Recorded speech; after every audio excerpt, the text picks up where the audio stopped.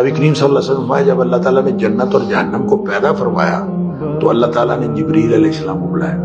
Visit کرو، میں نے 2 گھر بنائے۔ تو جبریل علیہ السلام نے وزٹ کیا، حیران رہ گیا جبریل علیہ السلام۔ اللہ تعالیٰ سے کہا جنت کو دیکھا تو کہا اللہ تو نے اتنا اچھا گھر بنایا، جس کے کان میں یہ پڑ گیا کہ تو نے اتنا اچھا گھر بنایا وہ تو بھاگتا ہوا اس میں آ جائے گا، اور جہنم کو دیکھا تو اللہ اتنا برا گھر، جس کے کان میں یہ بات پڑ گئی، جس نے سن لیا کہ اتنا برا گھر بنایا وہ نہیں آئے گا، اس میں کوئی بھی نہیں آئے۔ پھر اللہ نے یہ باڑ کی ہے، حجبت النار بالشہوات وحجبت الجنت بالمکار، یہ پھر باڑ کی ہے۔ باڑ کرنے کے بعد پھر جبریل کو بلا لیا کہ اب دیکھو